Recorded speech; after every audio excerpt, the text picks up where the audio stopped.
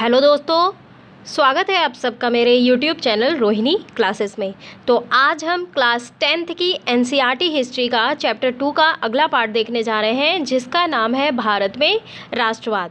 भारत में जो है राष्ट्रवाद के रेफरेंस में हम जो है गांधी जी द्वारा चलाया गया पहला, दूसरा, तीसरा सत्याग्रह पढ़ चुके हैं, जिसे हम चंपारण, खेड़ा और अहमदाबाद मिल मजदूरों का जो है आंदोलन कहा जाता है इसे। और इसके पश्चात हमने अगले पार्ट में यानी कि पार्ट 2 में रॉलेट एक्ट के बारे में बात की थी। और आज हम बहुत इम्पॉर्टेंट आंदोलन जिसका नाम है असहयोग आंदोलन यानी कि नॉन कोऑपरेशन मूवमेंट, इसके बारे में हम डिटेल वे में स्टडी करेंगे। तो चलिए बिना किसी देरी के स्टार्ट करते हैं। तो बात करेंगे हम असहयोग ही क्यों। देखिए, असहयोग आंदोलन का जो संचालन है, जिसकी स्टार्टिंग महात्मा गांधी जी ने की थी, उनका ये मांग था स्वराज यानी अपना राज। इसकी बेसिकली अगर मैं शुरुआत की बात करूं तो इसकी शुरुआत जो है 1 अगस्त 1920 में हुई। इसका बेसिकली अगर मैं उद्देश्य की बात करूं तो इसका उद्देश्य ये था असहयोग, जैसे नाम से ही प्रदर्शित हो रहा है कि कोई भी सहयोग हम नहीं करेंगे, यानी कि अंग्रेजी सरकार के साथ सहयोग ना करके कार्यवाही में जो है बाधा उपस्थित करना। इसका बेसिकली अगर मैं प्रभाव कहाँ कहाँ इफेक्टिव हुआ ज़्यादा, इसकी बात अगर मैं आपको बताऊं तो ये जो है पश्चिमी भारत, बंगाल, उत्तरी भारत में ये जो असहयोग आंदोलन है, इसको अभूतपूर्व सफलता मिली। ठीक है, विद्यार्थियों के अध्ययन के लिए अनेक शिक्षण संस्थाएं जैसे कि काशी विद्यापीठ हो गया, बिहार विद्यापीठ हो गया, गुजरात बनारस विद्यापीठ, तिलक का जो शहर है महाराष्ट्र विद्यापीठ, अलीगढ़ मुस्लिम विद्यालय, इन सब चीज़ों की जो है स्थापित की गई। ठीक है, तो ये चीज़ ध्यान रखना है आपको। और एक चीज़ और मैं आपको बता दूं कि गांधी जी के आह्वान पे ना असहयोग आंदोलन की खर्चे की जो पूर्ति है, इसमें जो है 1920 में तिलक स्वराज फंड की स्थापना की गई और इसमें जो है लोगों द्वारा 1 करोड़ से अधिक रुपए जो है वो जमा किया गया। अब ये बात उत्पन्न हो रही है, भाई नॉन कोऑपरेशन मूवमेंट तो चला दिया, अब असहयोग ही क्यों, इसके बारे में हम देखते हैं। ठीक है, देखिए, अपनी प्रसिद्ध पुस्तक हिंद स्वराज, जो कि महात्मा गांधी द्वारा रचित पुस्तक है, ये भी चीज़ आप ध्यान रखेंगे, 1909 में इसकी रचना की इन्होंने। इसमें ये कहा गया था कि भारत में ब्रिटिश शासन भारतीयों के सहयोग से ही स्थापित हुआ है। और जाहिर सी बात है, अगर हमारे देश में जो है, अगर हमारे देश के लोगों का सहयोग ना मिलता तो ये क्या मुट्ठी भर ब्रिटिशर्स आके हमारे देश में इतने वर्षों तक शासन कर पाते? बिल्कुल नामुमकिन था। तो ये चीज़ है ना। और ये जो है शासन इसी सहयोग के कारण चल पा रहा था। अगर भारत के लोग अपना सहयोग वापस ले लें तो साल भर के भीतर जो है ब्रिटिश शासन ढह जाएगा और स्वराज की स्थापना हो जाएगी। यानी कि कहने का मतलब ये है कि नॉन कोऑपरेशन का मतलब ये है कि जो भारतवासी हैं, जो भारत के लोग हैं, अब अगर कोऑपरेट नहीं करेंगे अंग्रेज़ों को तो जाहिर सी बात है इनका शासन ऑटोमेटिकली जो है वो ढह जाएगा। तो अब देखिए कि असहयोग का विचार आंदोलन कैसे बन सकता था। गांधी जी का ये सुझाव था कि ये जो आंदोलन है चरणबद्ध तरीके से आगे बढ़ना चाहिए। सबसे पहले लोगों को सरकार द्वारा जो पदवियां दी गई हैं उसको लौटा देनी चाहिए। सरकारी नौकरियों जो कि सेना, पुलिस, अदालत, विधायी परिषद, स्कूल, विदेशी वस्तुओं का बहिष्कार करना चाहिए। और अगर सरकार दमन का रास्ता अपनाती है तो व्यापक सविनय अवज्ञा अभियान भी जो है शुरू कर देना चाहिए। ठीक है, 1920 की गर्मियों में गांधी जी और शौकत अली जो थे आंदोलन के लिए समर्थन जुटाने के लिए देश भर में यात्राएं करते रहे।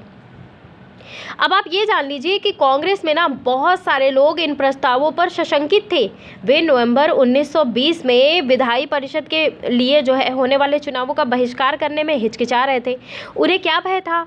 उन्हें ये डर था कि आंदोलन में लोग जो है ना हिंसा कर सकते हैं। ठीक है, मार धाड़ हो सकती है जिससे हिंसा बढ़ सकती है। और सितंबर से दिसंबर तक कांग्रेस में भारी खींचातानी चलती रही। अब कुछ समय के लिए ऐसा लगा ना कि आंदोलन के समर्थकों और विरोधियों के बीच ही सहमति नहीं बन पाएगी। आखिरकार दिसंबर 1920 में कांग्रेस के नागपुर अधिवेशन में एक समझौता हुआ और असहयोग कार्यक्रम पर स्वीकृति की मोहर लगा दी गई। अब ये किस प्रकार बढ़ा, उनमें किन लोगों ने हिस्सा लिया, अब विभिन्न माध्यमों से हम समझने का प्रयास करेंगे। अब जैसे आप ये फिगर आउट देख पा रहे होंगे, ये है विदेशी कपड़ों का बहिष्कार। ठीक है, विदेशी कपड़ों को पश्चिमी जो है आर्थिक एवं सांस्कृतिक प्रभुत्व के प्रतीक माना जाता था और विदेशी कपड़ों का जो है इसमें बहिष्कार किया गया। बेसिकली अगर मैं आपको बताऊं तो असहयोग आंदोलन के बेसिकली कारण रॉलेट एक्ट हो गया। आप सभी को पता है कि 1919 में पारित रॉलेट एक्ट के तहत जो है विचार और अभिव्यक्ति की स्वतंत्रता जैसे मूल अधिकार थे, मौलिक अधिकार थे, इन पर अंकुश लगाया गया। पुलिस की शक्ति बढ़ा दी गई। ठीक है, चैम्सफोर्ड जो है उस समय वायसराय थे, तो इनके रहते समय पारित किया गया ये, और जिसने जो है सरकार को देश में राजनीतिक गतिविधियों को दबाने के लिए भारी शक्तियां दी। और 2 साल तक, आप ये जान लीजिए, 2 साल तक बिना किसी ट्रायल के राजनीतिक कैदियों को हिरासत में रखने की अनुमति दी गई और इस अधिनियम की जो है शैतानी और अत्याचारी कहकर आलोचना की गई। और उसके पश्चात हुआ जालियांवाला बाग। इससे आप अछूते नहीं है इसकी जानकारी से। 13 अप्रैल 1919 को जालियांवाला बाग हत्याकांड हुआ। जनरल डायर की क्रूरता जो है आज तक याद की जाती है, रूह कांप जाती है। उनका उद्देश्य जो था ना, जैसा कि उन्होंने बाद में घोषित किया, लोगों पर नैतिक प्रभाव पैदा करना था, डराना धमकाना था कि आइंदा ऐसा ना करें। प्रथम विश्व युद्ध भी जो है इस असहयोग आंदोलन का कारण था। ठीक है, कि अंग्रेजों द्वारा कोई मदद की नीति नहीं अपनाई गई, है ना। आगे बढ़ते हैं। अब बात करते हैं आंदोलन के भीतर अलग अलग धाराएं। देखिए, असहयोग जो है, असहयोग खिलाफत आंदोलन जनवरी 1921 में शुरू हुआ। अब इस आंदोलन में विभिन्न सामाजिक समूहों ने हिस्सा लिया, लेकिन हर एक की अपनी अपनी आकांक्षाएं थी। ठीक है, सभी ने स्वराज के आह्वान को स्वीकार किया, तो क्या जो है, लेकिन उसके लिए अनेक अर्थ अलग अलग थे। अब शहरों में आंदोलन, शहरों में, ग्रामीणों में और किसानों के में जो है, देखिए अलग अलग तरीके के आंदोलन हुए। तो शहरों में आंदोलन की बात करेंगे अगर, तो आंदोलन की शुरुआत शहरी मध्यम वर्ग की हिस्सेदारी के साथ हुई। हजारों विद्यार्थियों ने स्कूल कॉलेज छोड़ दिए, हेडमास्टरों और शिक्षकों ने इस्तीफे सौंप दिए, वकीलों ने मुकदमे लड़ना बंद कर दिया। मद्रास के अलावा ज़्यादातर प्रांतों में परिषद चुनावों का बहिष्कार किया गया। मद्रास में गैर ब्राह्मणों द्वारा बनाई गई जस्टिस पार्टी का मानना ये था कि काउंसिल में प्रवेश के जरिए उन्हें वे अधिकार मिल सकते हैं जो सामान्य रूप से केवल ब्राह्मणों को मिल पाते हैं। इसलिए इस पार्टी ने चुनावों का बहिष्कार नहीं किया। ठीक है, पूछा भी जाएगा एग्जाम में, है ना, तो ये चीज़ आपको ध्यान रखना है। आर्थिक मोर्चे पर असहयोग का असर और भी ज़्यादा नाटकीय रहा। अब आप ये देखिए कि विदेशी सामानों का बहिष्कार किया गया, शराब की दुकानों की पैकेटिंग की गई। ठीक है, पैकेटिंग क्या होता है, ये जो होता है, ये देखिए यहाँ पे दिया भी हुआ है, प्रदर्शन या विरोध का एक ऐसा स्वरूप जिसमें लोग जो है किसी दुकान, फैक्ट्री या दफ्तर के भीतर जाने का रास्ता रोक लेते हैं, है ना। और विदेशी कपड़ों की होली जलाई गई। 1921-22 के बीच विदेशी कपड़ों का आयात आधा रह गया था। भाई बहिष्कार होगा तो जाहिर सी बात है उसकी कीमत 102 करोड़ से घटकर जो है 57 करोड़ रह गई। बहुत सारे स्थानों पर व्यापारियों ने विदेशी चीज़ों का व्यापार करने और विदेशी व्यापार में पैसा लगाने से इनकार कर दिया। और जब ये बहिष्कार आंदोलन फैला ना और लोग आयातित कपड़ों को छोड़कर केवल भारतीय कपड़े पहनने लगे, तो भारतीय कपड़ा मिल और हथकरघों का उत्पादन भी बढ़ने लग गया। आपको पता होना चाहिए कि मांग बढ़ती है तो जो है उत्पादन बढ़ेगा तो मांग बढ़ेगी, मांग बढ़ेगी तो जो है आयात बढ़े, जो है हमारे भारत का जो है उत्पादन ज़्यादा होगा, है ना। तो कुछ समय बाद जो है शहरों में ये आंदोलन धीमा पड़ने लग गया। अब इसके कई कारण थे। खादी का कपड़ा मिलों में भारी पैमाने पर बनने वाले कपड़ों के मुकाबले प्रायः महंगा होता था और गरीब उसे नहीं खरीद सकते थे गाइस। वे मिलों के कपड़ों का लंबे समय से बहिष्कार कैसे कर सकते थे, आप ये बताइए। महंगे कपड़े सब लोग तो नहीं पहन सकते ना, खादी महंगा पड़ता था। ब्रिटिश संस्थानों के बहिष्कार से भी समस्या पैदा हो गई। आंदोलन की कामयाबी के लिए वैकल्पिक भारतीय संस्थानों की स्थापना जरूरी थी ताकि ब्रिटिश संस्थानों के स्थान पर उनका प्रयोग किया जा सके। लेकिन वैकल्पिक जो है संस्थानों की स्थापना की प्रक्रिया बहुत धीमी थी। तो इसका परिणाम क्या हुआ, विद्यार्थी और शिक्षक सरकारी स्कूलों में लौटने लगे, वकील दोबारा सरकारी अदालतों में दिखाई देने लग गए। ठीक है, आगे बढ़ते हैं। शहरी इलाकों में तो देख लिया, अब ग्रामीण इलाकों में भी बात कर लेते हैं। देखिए, शहरों से बढ़कर ना असहयोग आंदोलन देहात में भी फैल गया। युद्ध के बाद देश के विभिन्न भागों में चले किसानों और आदिवासियों के संघर्ष भी इस आंदोलन में समा गए। अब आप ये देखिए कि अवध में सन्यासी बाबा रामचंद्र किसानों का नेतृत्व कर रहे थे, ठीक है, लीडरशिप कर रहे थे। बाबा रामचंद्र इससे पहले फिजी में गिरमिटिया मजदूर के तौर पर काम कर चुके थे। उनका आंदोलन जो था ना, तालुकदारों और जमींदारों के खिलाफ था, जो किसानों से भारी भरकम लगान, तरह तरह के कर वसूल कर रहे थे। किसानों को बेगार करनी पड़ती थी। अब थोड़ा सा ये बेगार का मतलब भी जान लीजिए, बिना किसी पारिश्रमिक के काम करना। या और गिरमिटिया मजदूर किसे कहा जाता है, ये देख लीजिए। औपनिवेशिक शासन के दौरान बहुत सारे लोगों को काम करने के लिए फिजी, गुयाना, वेस्ट इंडीज, इन सब स्थानों पे ले जाया गया और जिन्हें बाद में गिरमिटिया कहा जाने लग गया। ठीक है, ये चीज़ आपको ध्यान रखना है। आगे बढ़ते हैं। पट्टेदारी के तौर पर उन्हें पट्टे निश्चित नहीं होते थे। उन्हें बार बार पट्टे की ज़मीन से हटा दिया जाता था। क्यों? क्योंकि ज़मीन पर उनका कोई अधिकार स्थापित ना हो सके। किसानों की मांग थी कि लगान कम किया जाए, बेगार खत्म हो, दमनकारी जो जमींदार थे का सामाजिक बहिष्कार किया जाए। बहुत सारे स्थानों पर जमींदारों को नाई धोबी की सुविधाओं से भी वंचित करने के लिए पंचायतों ने नाई धोबी बंद का फैसला कर लिया। जून 1920 में जवाहरलाल नेहरू ने अवध के गांवों का दौरा किया, गांव वालों से बातचीत की और उनकी व्यथा समझने का प्रयास किया।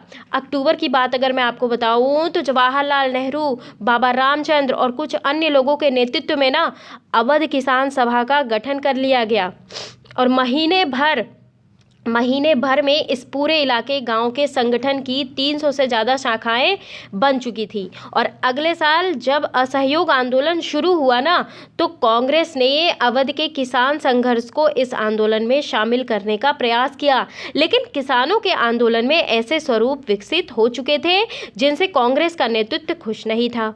1921 में क्या हुआ, जब आंदोलन फैला तो तालुकदारों और व्यापारियों के मकानों पर हमले होने लगे, बाजारों में लूटपाट होने लगी, अनाज के गोदामों पर कब्जा कर लिया गया और बहुत सारे संस्थानों में जो है स्थानीय नेता किसानों को समझा रहे थे कि गांधी जी ने ऐलान कर दिया है कि अब कोई लगान नहीं भरेगा, जमीन गरीबों में बांट दी जाएगी। महात्मा का नाम लेकर लोग अपनी सारी कार्यवाहियों और आकांक्षाओं को सही ठहरा रहे थे। अब क्या हुआ, आदिवासी किसानों ने महात्मा गांधी के संदेश और स्वराज के विचार पर कुछ और ही मतलब निकाला।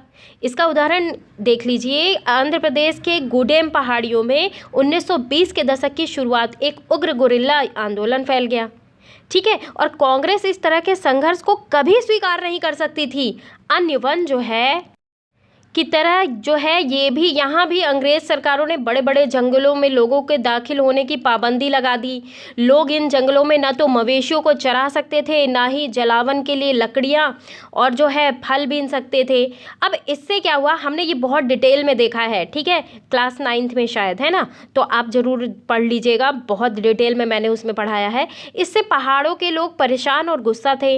ना केवल उनकी रोजी रोटी पर असर पड़ रहा था, बल्कि उन्हें ये लगता था ना कि उनके परंपरागत अधिकार भी छीन लिए जा रहे हैं। और जब सरकार उन्हें सड़कों के निर्माण के लिए बेगार करने पर मजबूर की तो लोगों ने बगावत कर दी, ठीक है। उनका नेतृत्व करने वाले अल्लूरी सीताराम राजू एक दिलचस्प व्यक्ति थे। उनका दावा ये था कि उनके पास बहुत सारी विशेष शक्तियां हैं। वह सटीक खगोलीय अनुमान लगा सकते हैं, लोगों को स्वस्थ कर सकते हैं, गोलियां भी उन्हें नहीं मार सकती। राजू के व्यक्तित्व के जो है चमत्कृत विद्रोहियों को विश्वास था कि वह ईश्वर का अवतार है। राजू महात्मा गांधी की महानता के गुण गाते थे।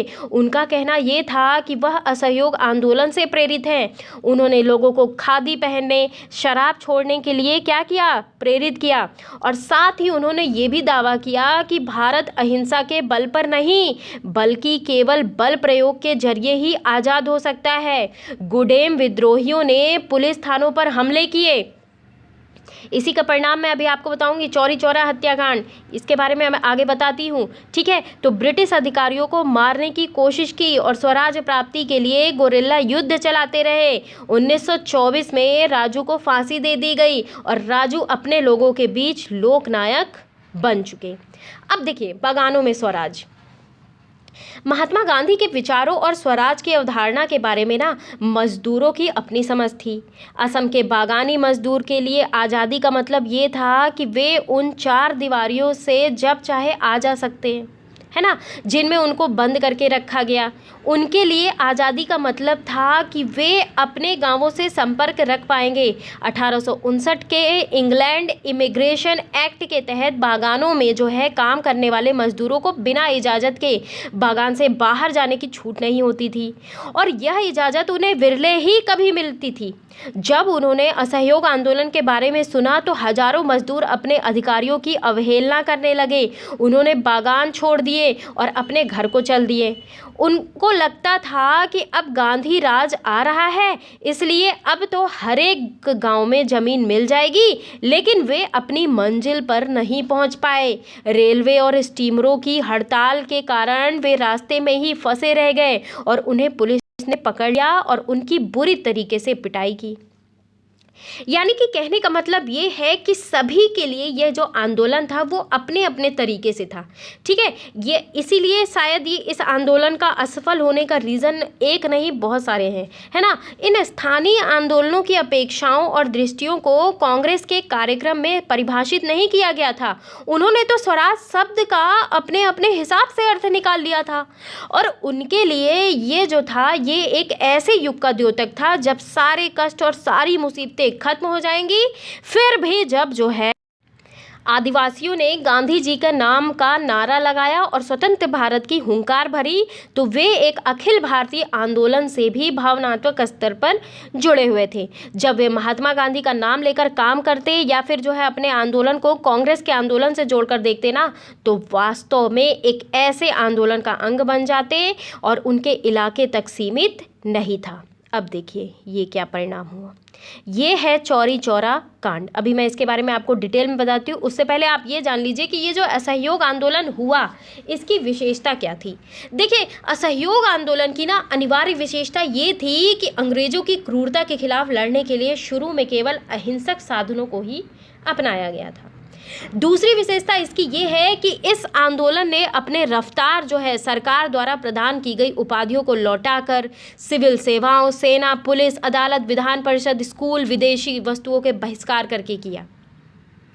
देश में विदेशी सामानों का बहिष्कार किया गया। शराबी दुकानों को, शराब की जो दुकानें थी इनको बंद कर दिया गया। विदेशी कपड़ों की होली जलाई गई। मैं आपको बता दूं कि मोतीलाल नेहरू, सी.आर. दास, राजगोपालाचारी, आसफ अली जैसे कई वकील ने ना अपनी प्रैक्टिस छोड़ दी। अब इससे क्या हुआ, इससे विदेशी कपड़ों का आयात 1920 और 22 के बीच जो है बहुत गिर गया। जैसे जैसे ये आंदोलन जो है फैलता गया ना, लोगों ने सभी आयातित कपड़ों को त्यागना शुरू कर दिया और केवल भारतीय कपड़ों को जो है पहनना शुरू हो। इसके बाद अगर मैं आपको चौरी चौरा कांड के बारे में बताऊं, ये भी बहुत इंपॉर्टेंट है। ये हुआ 5 फरवरी 1922। 5 फरवरी 1922 को जो जितने भी नाराज किसान थे, किसानों ने यूपी के, ये चौरी चौरा जो स्थान है वो गोरखपुर में है, तो यूपी के जो है गोरखपुर में चौरी चौरा में एक स्थानीय पुलिस स्टेशन पर हमला किया और इस घटना में 2 पुलिसकर्मी मारे गए और इस समय किसानों को उकसाया गया क्योंकि पुलिस ने उनके शांतिपूर्ण प्रदर्शन पर गोलीबारी की। अब इसके चलते गांधी जी ने असहयोग आंदोलन वापस ले लिया। आप देख पा रहे होंगे ये फिगर आउट। तो ये जो है चौरी चौरा कांड है, ठीक है, गोरखपुर में स्थित है और जो मैंने इसके बारे में आपको बता ही दिया। और इस प्रकार असहयोग आंदोलन जो है, मतलब पूरी तरीके से इसे असफल तो नहीं कह सकते, कई चीज़ों में तो ये सफल हुआ है। इसके पश्चात आएगा सविनय अवज्ञा आंदोलन। क्या आएगा? सविनय अवज्ञा आंदोलन। तो सविनय अवज्ञा आंदोलन के बारे में जो है हम अगले पार्ट में देखेंगे। बहुत इंपॉर्टेंट ये भी आंदोलन है, हाँ, है ना, गांधी जी द्वारा चलाया गया। तो इसको जो है हम अगले पार्ट में देखेंगे, सॉरी। और गाइस आप वीडियोस देखिए क्योंकि बहुत बेनिफिशियल है आपके लिए, है ना। और बेनिफिशियल इन द सेंस कि सारे एग्ज़ाम में जो है इंडियन नेशनल मूवमेंट से क्वेश्चन आते ही आते हैं, और क्वेश्चन आते हैं तो जब आपको आता रहेगा तभी आप जो है टिक करोगे, सही करोगे, है ना। तो आप एक ऐसे सीक्वेंस में पढ़िए, मैं सीक्वेंस में बता ही रही हूँ। और कभी कभी सीक्वेंस भी पूछ लिया जाता है। चंपारण, फिर खेड़ा, फिर अहमदाबाद मिल मजदूर, फिर रॉलेक्ट एक्ट आया, फिर रॉलेक्ट एक्ट के विरुद्ध स्वरूप जो है भाषणबाजी हुई वहाँ जालियांवाला बाग में, फिर जालियांवाला बाग कांड हुआ, फिर असहयोग हुआ, है ना। असहयोग के बाद अब सविनय अवज्ञा की ओर जा रहे हैं। तो ये आप एक सीक्वेंस भी तैयार रखिए और इससे जुड़े मामले भी तैयार रखिए। आपको मैं बता रही हूँ कि आप कभी नहीं भूलोगे, ठीक है, कभी नहीं भूलोगे अगर इस सीक्वेंशियल तरीके से आप पढ़ोगे तो। पढ़िए गाइस, है ना, दम लगा के पढ़िए, घर में रहिए, सुरक्षित रहिए। इस कोरोना काल की भी जंग जीतनी है और हमें जो है कोरोना काल के बाद जितने भी एग्ज़ाम आने हैं उससे भी फाइट करना है। और आप ये प्रण लीजिए कि आप जितने भी एग्ज़ाम दोगे आप निकाल लोगे। और जाहिर सी बात है, जब आप मेहनत करते हो ना, जब आप मेहनत करते हो तो आपको एक ना एक दिन सफलता ज़रूर मिलती है। मुझे भी मिली है, इसीलिए मैं आज आप सबके सामने एक यूट्यूबर भी हूँ और मैं पेशे से एक शिक्षक हूँ, ठीक है। तो आप सब भी जो है प्रयासरत रहिए, सफलता ज़रूर मिलेगी। आज है हमारे देश में क्राइसिस ना, लेकिन कुछ समय बाद एग्ज़ाम तो होंगे ही, नौकरियाँ बहाल होंगी ही, तो आप पढ़ते रहिए, ठीक है। Thank you very much.